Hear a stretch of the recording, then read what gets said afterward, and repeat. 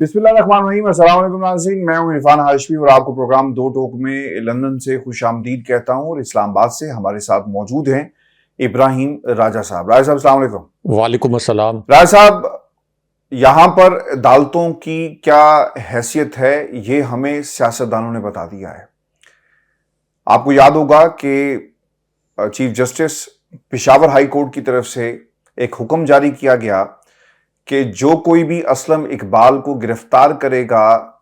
हम उसके खिलाफ कार्रवाई करेंगे, क्योंकि हमने उनकी राहदारी जमानत जो है वो दे दी है। लेकिन राय साहब, यहां पर अदालतों के फैसलों को हवा में उड़ा दिया जाता है और सहूलतकारी के ट्रेंड्स जो हैं चीफ जस्टिस के खिलाफ चलाए गए पाकिस्तान के अंदर। कुछ लोग इतने ताकतवर हो गए असलम इकबाल, जिनको अगर वो हल्फ उठाते तो यकीनन दूसरी तरफ वो मुकाबला करते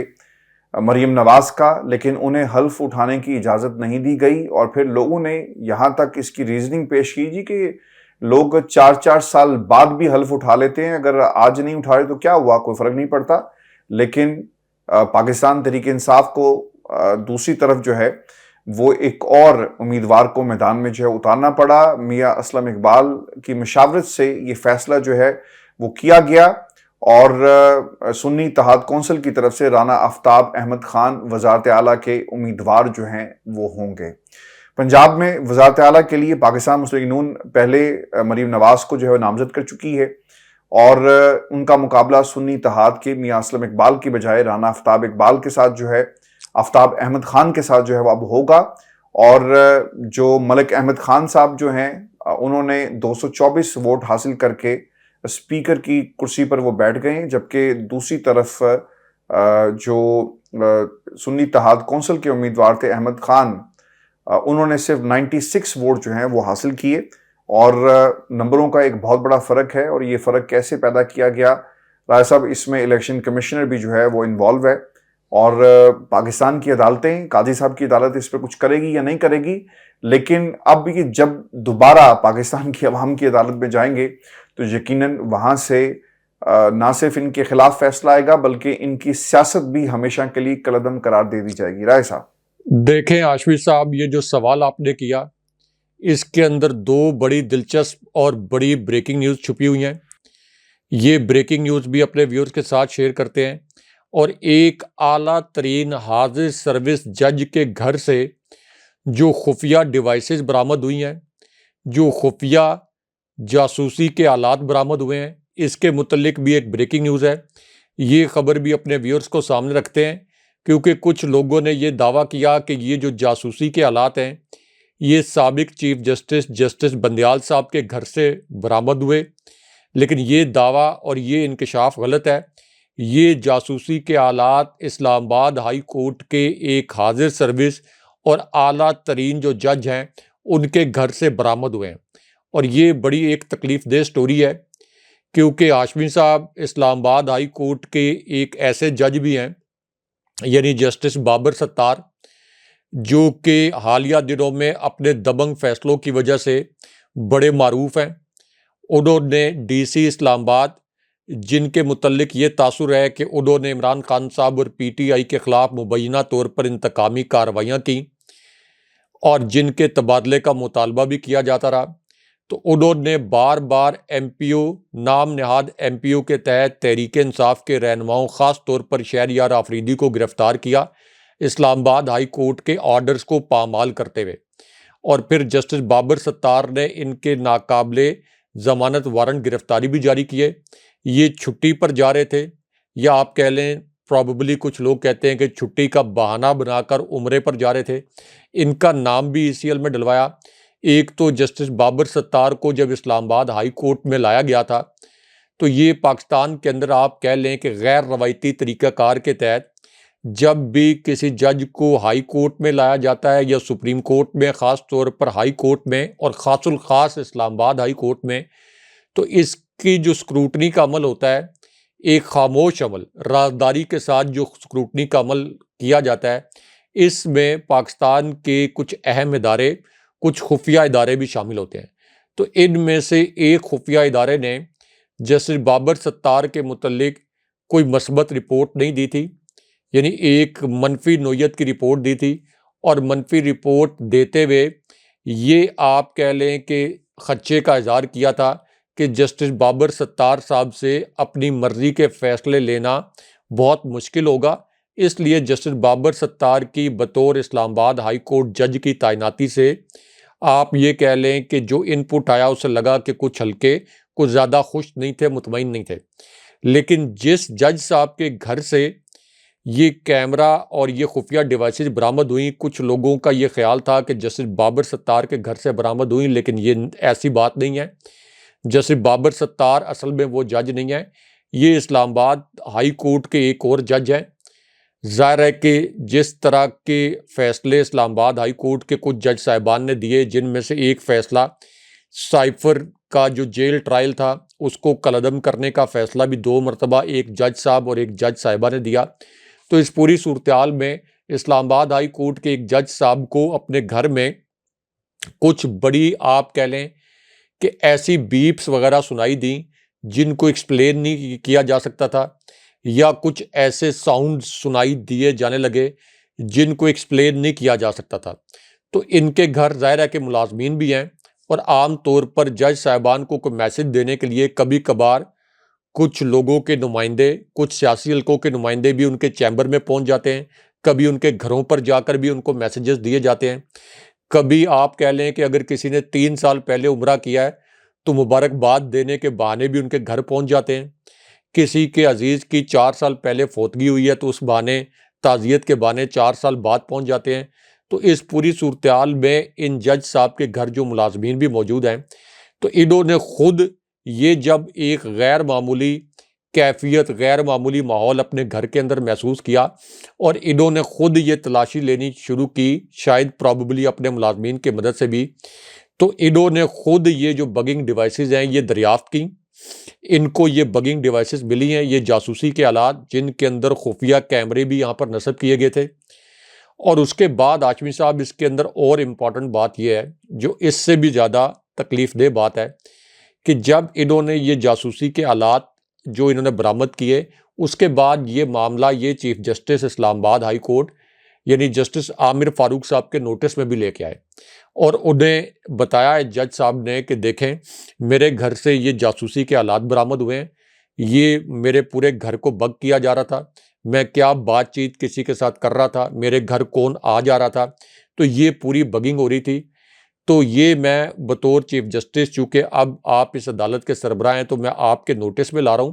اور اس کے بعد اطلاعات یہ ہیں کہ باقی جج صاحبان کو بھی یہ پتہ چل گیا، اور اب اسلام آباد ہائی کورٹ کے باقی جج صاحبان بھی اپنے اپنے گھروں کی تلاشی لے رہے ہیں، اپنے اپنے گھروں کے کونے کھدرے چھان مار رہے ہیں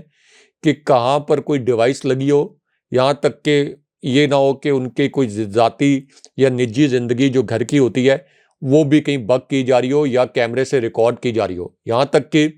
کہنے والے کہتے ہیں کہ سپریم کورٹ کے جو جج صاحبان ہیں وہ بھی اس وقت بڑے مستعد ہیں یا بڑے آپ کہہ لیں کہ محتاط ہیں۔ تو اس سے آپ اندازہ لگا لیں کہ پاکستان کے اندر اس وقت کس قسم کی اندھیر نگری چل رہی ہے۔ اب آ جائیں ایک اور بڑی بریکنگ نیوز۔ میں نے اسی پلیٹ فارم پر یہ آرگومنٹ کیا تھا کہ عمران خان صاحب کو ہر صورت میں آئی ایم ایف کو خط لکھنا چاہیے۔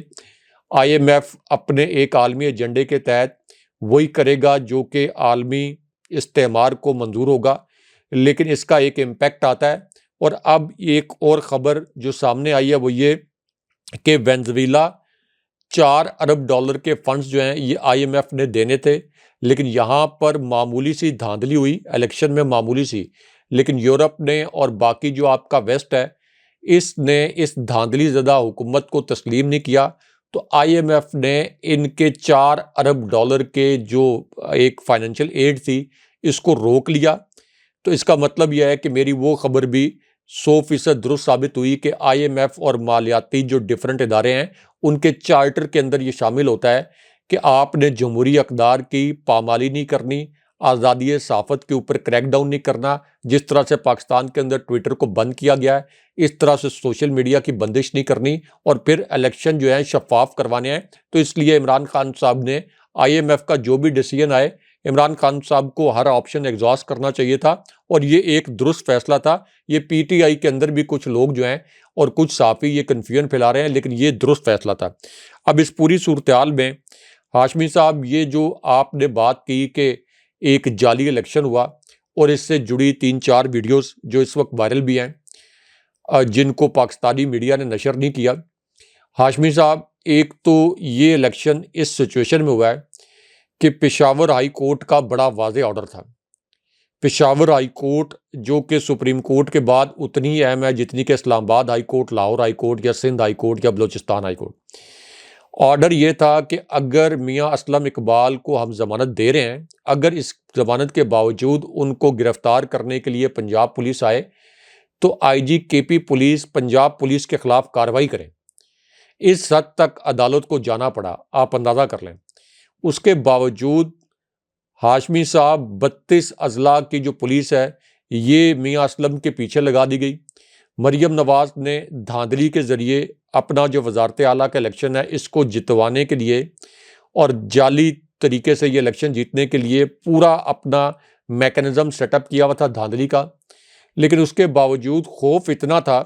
اور اس کے اندر امپورٹنٹ بات یہ بھی ہے کہ یہ جو آپ کا الیکشن ہوتا ہے وزارت اعلیٰ کا، یہ کوئی سیکرٹ بیلٹ کے ذریعے نہیں ہوتا، یہ اوپن بیلٹ کے ذریعے ہوتا ہے۔ یعنی اس میں کچھ ارکان جو ہیں، یعنی جو تحریک انصاف کے حمایتی ارکان ہیں وہ لابی کے ایک سائڈ پہ چلے جائیں گے، جو نون لیگ کے ارکان ہیں وہ دوسری سائڈ پہ چلے جائیں گے، لیکن اس کے باوجود خوف اتنا تھا کہ میاں اسلم اقبال کے پیچھے 32 اضلاع کی پولیس لگا کے یہ کوشش کی گئی کہ وہ کسی بھی صورت جو ہیں وہ پنجاب اسمبلی میں داخل نہ ہو سکیں۔ اب اس کے بعد ایک جو پی ٹی آئی کی نوجوان خاتون ہیں انہوں نے بھی روتے ہوئے بتایا کہ عمران خان صاحب کے ٹکٹ پر میں کتنی مشکل سے الیکشن جیتی، کیونکہ مجھے جبر کا سامنا تھا، تشدد کا سامنا تھا، میرے کارکنوں کو اغوا کیا گیا اور اب مجھے پنجاب اسمبلی میں داخل تک نہیں ہونے دیا جا رہا۔ اب اس پوری صورتحال میں پھر عمران خان صاحب کو ایک فیصلہ بھی کرنا پڑا۔ یہ اگرچہ اسپیکر کے انتخاب میں یہ جو 322 ارکان نے ووٹ کاسٹ کیا جس میں سے 2 ووٹ مسترد ہوئے، اور جو آپ کا ڈپٹی اسپیکر کا انتخاب تھا اس کے اندر 323 ووٹ کاسٹ ہوئے اور کوئی ووٹ مسترد نہیں ہوا، تو اب عمران خان صاحب کو اس پوری صورتحال میں یہ فیصلہ کرنا پڑا کہ چونکہ میاں اسلم کو یہ گرفتار کر لیں گے، ان پر جبر کریں گے، تشدد کریں گے، تو انہوں نے میاں اسلم اقبال کی مشاورت سے، ان کی رضامندی سے پھر رانا آفتاب احمد خان کو وزیر اعلیٰ کے لیے نامزد کیا۔ اور رانا آفتاب جو ہیں، جو لوگ ان کو نہیں جانتے ان کے متعلق بتائیں کہ یہ 1 مرتبہ نہیں، 2 مرتبہ نہیں، 5 مرتبہ یہ الیکشن جیتے ہیں، 5 مرتبہ۔ اور اس کے بعد آپ یہ دیکھیں کہ جو اس وقت مصدقہ فارم 45 ہیں اس کے مطابق پنجاب میں پی ٹی آئی کی جو اصل نشستیں ہیں یہ 210 سے زائد ہیں، اور مصدقہ فارم 45 کے مطابق جو نون لیگ کی اصل نشستیں ہیں فارم 45 کے مطابق وہ صرف 42 ہیں۔ باقی اب ایک اور ٹرینڈ چل رہا ہے کہ پی ٹی آئی کے جو امیدوار ہیں یہ 8 فروری کو جیتے، جو نون لیگ کے امیدوار ہیں یہ 9 فروری کے الیکشن میں جیتے، یعنی ان کو ایک دن کے بعد جو دھاندلا والا الیکشن تھا جس میں دھاندلی کروائی گئی اس کے ذریعے ان کو جتوایا گیا۔ لیکن اب مریم نواز کے متعلق بھی انٹرنیشنل میڈیا میں یہی ہیڈ لائن لگ رہی ہیں کہ یہ ایک فراڈ چیف منسٹر ہیں اور فراڈ چیف منسٹر کے طور پر الیکٹ ہونے جا رہی ہیں۔ خیر الیکٹ تو نہیں ہوئی، تو اس پوری صورتحال میں شریف خاندان کے لیے رسوائی ہے۔ جس قسم کے نعرے لگے ہیں الیکشن ڈے کے اوپر ڈپٹی اسپیکر اور اسپیکر کے الیکشن کے دوران کہ مریم نواز کے سامنے مریم کے پاپا چور ہیں، مریم نواز کا خیال تھا کہ جو پی ٹی آئی کے ارکان ہیں یہ بڑے ڈی مورلائز ہوں گے اور ان کو چونکہ جبر کا، اغوا کا، تشدد کا سامنا رہا، دوبارہ بھی اغوا ان کو کروایا جا سکتا ہے تو شاید یہ ڈر جائیں گے۔ لیکن مریم نواز کے منہ کے سامنے کھڑے ہو کے یہ نعرے لگے ہیں کہ مریم کے پاپا چور ہیں، اور مریم کے چہرے سے پتہ چل رہا تھا کہ ان کو اندر سے پتہ ہے کہ کس طریقے سے فراڈ کر کے وہ پاکستان کے 25 کروڑ عوام کی توہین کر کے ان کے ووٹ کا حق چھین کر ان پر دوبارہ مسلط ہونے کی کوشش کر رہی ہیں۔ اچھا راج صاحب، 2 اپیلیں دائر ہو گئی ہیں اسلام آباد ہائی کورٹ میں، اور خصوصی بینچ چیف جسٹس عامر فاروق اور میاں گل حسن اورنگزیب پر مشتمل بینچ جو ہے وہ بنا دیا گیا ہے۔ سائفر کیس میں راج صاحب جو اپیل فائل کی گئی ہے اس کی گراؤنڈز یہ ہیں کہ پٹیشنر بطور وزیراعظم سائفر کو اپنے پاس رکھنے یا دفتر خارجہ کو واپس بھجوانے کا ذمہ دار نہیں، کسی بھی سائفر کی حفاظت اور اسے دفتر خارجہ واپس کرنے کی ذمہ داری वज़ीर आज़म के प्रिंसिपल सेक्रेटरी की होती है। अगर कोई जुर्म बनता है तो इसका जिम्मेदार प्रिंसिपल सेक्रेटरी को ठहराया जाए। साइफर केस ट्रायल के दौरान मुसलसल बेज़ाब्तियां सामने आई। ट्रायल कोर्ट ने केस का मुकम्मल रिकॉर्ड फराहम किए बगैर फर्द जुर्म आयद की। ट्रायल कोर्ट के सामने ये नुकता उठाया मगर इसे नजरअंदाज कर दिया गया। इस्लामाबाद हाई कोर्ट ने 2 मरतबा साइफर कार्रवाई को कलअदम करार दिया। ट्रायल कोर्ट ने जल्दबाजी में ट्रायल किया। इमरान खान को अपनी मर्जी का वकील करने की भी इजाजत नहीं दी गई। आपको याद होगा कि जब अलीमा खान ने राब्ता किया तो कहा गया कि जनाब हम तो ऐसे ही कार्रवाई कर रहे हैं। ट्रायल कोर्ट के इस अमल से इमरान खान का फेयर ट्रायल का हक जो है वो मुतासिर हुआ, यानी आर्टिकल 10 और बुनियादी हकूक की खिलाफ वर्जी जो है वो की गई है। केस की पैरवी के लिए ना तजर्बाकार सरकारी वकील का तकर्रुर किया गया जिन्होंने बगैर तैयारी और पिटीशनर की हदायत के बगैर गवाहों से जरा की। अदालती फैसला इंसाफ का कत्ल है और इमरान खान को सजा जो सुनाई गई वो गैर जरूरी थी। इस केस में मीडिया को इजाजत नहीं दी गई। इस्तदा की गई है कि ट्रायल कोर्ट की जानिब से सुनाई गई सजा को कलअदम करार देकर खान साहब को बरी किया जाए और अपील पर फैसले तक सजा को मुअत्तल करके जमानत पर रिहाई के अहकामात फौरी तौर पर जारी किए जाएं। अब राय साहब जो तोशा खाना केस है इसके अंदर भी ये कहा गया कि इमरान खान को रजीम चेंज के बाद सियासी मुखालफिन में निशाना बनाया और इसके लिए उनके खिलाफ फैसला किया गया। इमरान खान के वकला को इस केस में जरा का हक नहीं दिया गया। इमरान खान से हक दिफा छीनने के बाद इमरान खान को अपने हक में गवाही पेश करने की भी इजाजत जो है वो नहीं दी गई। इस केस में इमरान खान के वकला ने अपने गवाह पेश करने का कहा था लेकिन उन्हें भी नहीं बुलाया गया। इमरान खान के मिलिट्री सेक्रेटरी ने कानून के मुताबिक तमाम तहाइफ तोशा खाना में जमा कराए और जो इमरान खान ने तहाइफ लिए वो भी कानून के मुताबिक जमा नहीं करवाए गए। इस केस में भी जल्दबाजी और खैर शफाफ तरीके से सजा जो है वो सुनाई गई। नैब ने सेल्समैन से कीमत लगवाई, इसको तो तहाइफ की कीमत लगाने का तजर्बा भी नहीं था और वो कैसे फोन पर तस्वीर को देखकर कोई कीमत जो है वो लगा सकता है। राय साहब किस तरह देखते हैं इस पूरे केस को आप? और अब खान साहब ने मियां वाली से इलेक्शन लड़ने का भी ऐलान किया। ये फैसल जावेद साहब ने ऐलान जो है वो आकर टीवी पर किया है कि खान साहब जो है मियां वाली से इलेक्शन जो है वो लड़ेंगे। राय साहब देखिए हाशमी साहब, न्यूयॉर्क टाइम्स, वाशिंगटन पोस्ट, उसके बाद ब्लूमबर्ग, द इकोनॉमिस्ट और उसके बाद यूएन, ईयू यानी यूरोपियन यूनियन और अमेरिका, इन तमाम ये जो आलमी जराइद हैं, आलमी इदारे हैं या आलमी ताकतें, इन्होंने इस वक्त पाकिस्तान के इंतखाबी नताइज को मुस्तरद कर दिया। लेकिन इसके बाद इमरान खान साहब के ख़िलाफ़ जो जाली केसेस बनाए गए थे इसके ऊपर भी अब बड़ी एक्सटेंसिव रिपोर्टिंग की गई है कि इमरान खान साहब को सिर्फ इस इलेक्शन में धांधली के लिए जेल में डाला गया था। अब इस पूरी सूरत में इमरान खान साहब के जो केसेस हैं इनमें जो ज़मानतों के केसेस हैं, अब ये समातें फ़िक्स तो हो गई हैं कि इनकी समात होगी और इसलिए ये समात बड़ी डिफरेंट होगी। इसकी 2 रीज़न्स हैं। एक तो ये जो बेंच बना है इसमें चीफ जस्टिस आमिर फारूक साहब खुद भी शामिल हो गए। हालांकि इमरान खान साहब बारहा इनके ऊपर अदम एतमाद का इजहार कर चुके हैं, लेकिन ये फिर भी तहरीक इंसाफ और इमरान खान साहब से जुड़े हर बेंच के अंदर खुद शामिल हो जाते हैं। बेंच भी खुद बनाते हैं और उसके अंदर शामिल भी हो जाते हैं। तो एक इसका पहलू यह है कि जस्टिस आमिर फारूक साहब के होते हुए इमरान खान साहब को इंसाफ मिलना बड़ा मुश्किल होगा। लेकिन इसका दूसरा पहलू बड़ा दिलचस्प है और दूसरा पहलू यह है कि अब हालात जो हैं वो इलेक्शन से पहले जैसे नहीं रहे। फैसल जावेद की रिहाई हुई। इस वक्त पंजाब के जो नामजद वज़ीर आला थे इससे पहले मियां असलम इकबाल, उनकी ज़मानत हुई, लेकिन उसके बाद उनको गिरफ्तार करने की अटैम्प्ट तो की गई, लेकिन पीटीआई के कुछ और लोग भी हैं जिनकी ज़मानतें हुई हैं, जिनकी रिहाइयाँ हुई हैं, क्योंकि इमरान खान साहब अब इलेक्शन ओवरवेलमिंग मेजॉरिटी से जीत गए हैं। IMF के ख़त का सिर्फ जिक्र हुआ तो इस वक्त ये जो शरीफ ख़ानदान है और बिलावल जरदारी और ये PDM, इन्होंने एक बड़ा मखसूस जो है एक राग लापना शुरू कर दिया, जिससे पता चल रहा था कि इनको कितनी तकलीफ़ है। और फिर जो एक इंटरनेशनल प्रेशर है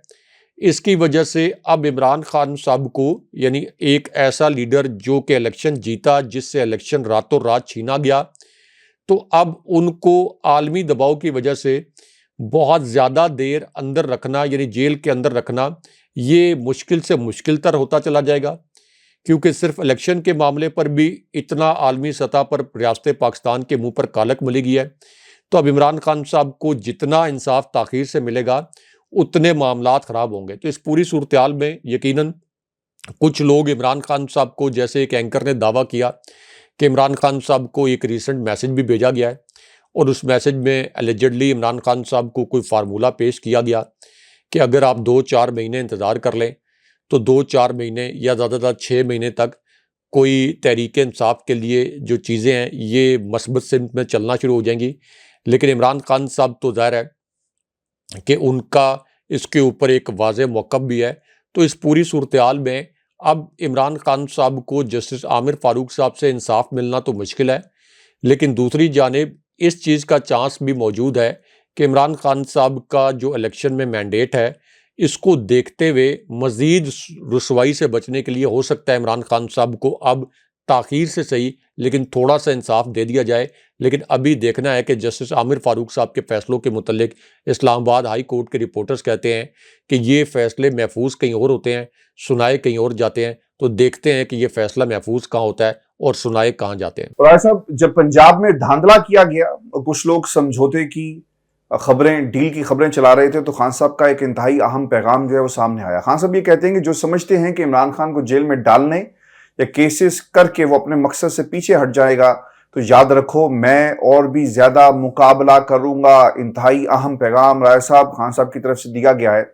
اور انہوں نے سمجھوتے، چاہے وہ پاکستان پیپلز پارٹی کے ساتھ حکومت بنانے کی شکل میں ہو، حالات کے ساتھ سمجھوتے کی بات ہو، لوگ خود چل کر عمران خان سے ڈیل کی باتیں کریں، لیکن عمران خان نے سب لوگوں کو صاف انکار جو ہے وہ کر دیا. رائے صاحب، یو ٹیک. دیکھیں ہاشمی صاحب، ایک تو اسلام آباد سے ایک بڑی تکلیف دہ ویڈیو وائرل ہے، یعنی ریحانہ ڈار صاحبہ کی ویڈیو کے بعد اب اسلام آباد سے ایک ویڈیو وائرل ہوئی ہے، کیونکہ اسلام آباد کی تینوں نشستیں قومی اسمبلی کی یہ اس سے پہلے بھی تحریک انصاف نے جیتی تھیں 2018 کے الیکشن میں. 2024 کے الیکشن میں بھی یہ تینوں نشستیں پی ٹی آئی نے جیتیں، لیکن اس کے بعد آدھی رات کو جو 4:43 سے لے کر 5:56 تک آپریشن کیا گیا، اس کے نتیجے میں یہ نشستیں جو ہیں یہ تحریک انصاف کو ہروا دی گئیں. لیکن اب شعیب شاہین کے حلقے سے ایک اور ویڈیو وائرل ہوئی ہے، اور اس میں ویڈیو میں سارے فارم 45 جو ہیں یہ کمپائل کیے گئے ہیں، اور یہ جو فارم 45 ہیں ان کے جو نتائج ہیں ان کے مطابق شعیب شاہین یہاں پر بہت بڑے مارجن سے جیت گئے ہیں. لیکن جو نون لیگ کے امیدوار ہیں ان کو چیلنج کیا گیا ایک ویڈیو کے اندر کہ اگر ان کے پاس مصدقہ کوئی فارم 45 ہے تو وہ لے کے آئیں اور ثابت کریں کہ اس فارم 45 میں ان کی لیڈ تھی. ایک اور تکلیف دہ ویڈیو شوکت بسرا کی بڑی وائرل ہے. شوکت بسرا کو جسٹس فائز عیسیٰ صاحب نے عدالت کے اندر بھی بولنے نہیں دیا، اور ساتھ ہی بڑے آپ کہہ لیں کہ سخت لہجے میں یہ کہا کہ آپ نے عدالت کے باہر بھی جا کر کوئی بات نہیں کرنی. اب وہ یہ کہتے ہیں کہ میرے پاس یہی آپشن ہے کہ میں ڈروں گا نہیں، میں مروں گا، لڑوں گا. انہوں نے کہا میں اب لڑوں گا اور مروں گا لیکن اپنا حق واپس نہیں جانے دوں گا. انہوں نے کہا کہ چیف جسٹس صاحب خدا کے لیے یہ فارم 45 دیکھ لیں ایک مرتبہ، اپنے رجسٹرار کو کہیں، عدالتی ٹیم کو کہیں کہ اس فارم 45 جو دستخط شدہ تصدیق شدہ فارم 45 ہے اس کو دیکھ کے ووٹ خود دیکھ کے کاؤنٹ کر لیں کہ میں اس حلقے سے جیتا ہوں، اور میرے جیسے پی ٹی آئی کے کتنے امیدوار ہیں جو کہ فارم 45 لے کے پھر رہے ہیں، اور نون لیگ کا ایک بھی امیدوار یہ مصدقہ فارم 45 سامنے نہیں لے کے آ رہا. تو ٹویٹر تو بند ہی اس لیے کیا گیا ہاشمی صاحب کہ یہ فارم 45 جو ہے لوگ دیکھ نہ سکیں، لیکن لوگوں میں اتنا شعور آ گیا ہے. اس سے پہلے بھی تحریک انصاف کے آن لائن جلسے میں پورا سوشل میڈیا بند کر کے اپنے منہ پر کالک بھی مل لی کٹ پتلی حکومت نے، اور پھر بھی تحریک انصاف نے دیکھے 2/3 سے زائد نشستیں جو ہیں اصلاً جیت لی تھیں. اب اس پوری صورتحال میں عمران خان صاحب کا بھی ایک اہم میسج آ گیا ہے. ایسی اطلاعات کے آپ کہہ لیں پس منظر میں جب کچھ لوگ یہ کہہ رہے ہیں کہ عمران خان صاحب کو میسیجز دیے گئے، عمران خان صاحب کو یہ کنوے کیا گیا کہ کچھ عرصے کے لیے اپنے نظریے سے پیچھے ہٹ جائیں تو ان کو بنگالہ منتقل کر دیا جائے گا، لیکن عمران خان صاحب نے اب یہ میسج دیا ہے کہ اگر میں نے کوئی سمجھوتا کرنا ہوتا تو میں اس وقت کرتا جب مجھے پتا تھا کہ یہ مجھے جیل میں ڈال کر میری جان لینے کی کوشش کریں گے. میں اس وقت بھی نہیں جھکا. اب تو میری قوم نے میری خاطر اور اپنی نسلوں کی خاطر ووٹ ڈال کر تحریک انصاف کو الیکشن جتوایا، تو سوال ہی نہیں پیدا ہوتا کہ میں اپنی کمٹمنٹ سے پیچھے ہٹوں یہ میرے کیسز جو جعلی کیسز ہیں ان کے ذریعے مجھ پر دباؤ ڈالنے کی کوشش پہلے بھی کرتے رہے ہیں، اب بھی کر رہے ہیں، لیکن میرا اپنا قوم سے وعدہ یہ ہے کہ میں یہ مینڈیٹ جو قوم کا مینڈیٹ ہے یہ ان کو واپس دلواؤں گا اور کسی بھی صورت اپنے نظریے سے پیچھے نہیں ہٹوں گا۔ اور ہاشمی صاحب، یہ وفاق میں اگر یہ جعلی حکومت بن بھی گئی تو اس کی کوئی ایکسیپٹنس نہیں ہوگی۔ جی ایچ کیو کی جو سب سے قریبی شخصیت ہے اس وقت فیصل ووڈا، وہ بھی یہ کہہ رہے ہیں کہ یہ حکومت صرف 6 ماہ کی مہمان ہے، اور اس کے بعد ابھی جو ضمنی الیکشن ہونے ہیں، جو نشستیں نواز شریف کی فیملی نے زبردستی جیتی جو ان کو چھوڑنی ہے، اور نون لیگ کے کچھ اور رہنماؤں نے، یعنی آپ یہ کہہ لیں کہ جنہوں نے صوبائی اسمبلی کی نشست رکھی ان کو قومی اسمبلی کی نشست چھوڑنی ہے، جنہوں نے قومی اسمبلی کی نشست رکھی ان کو صوبائی اسمبلی کی نشست چھوڑنی ہے، تو اس پر ضمنی الیکشن میں دوبارہ ایک بہت بڑا کلین سویپ ہونے والا ہے، اور دوبارہ شریف خاندان کے لیے ایک بہت بڑی رسوائی کا سامان پیدا ہونے والا ہے۔ بہت شکریہ صاحب، ویورز یہ شو تھا آج کا ہمارا، اپنے کمنٹس ضرور بھیجیے گا، چینل کو سبسکرائب کرنا مت بھولیں، مجھے اور ابراہیم راجہ کو اجازت دیجیے، اللہ نگہبان۔ اللہ نگہبان۔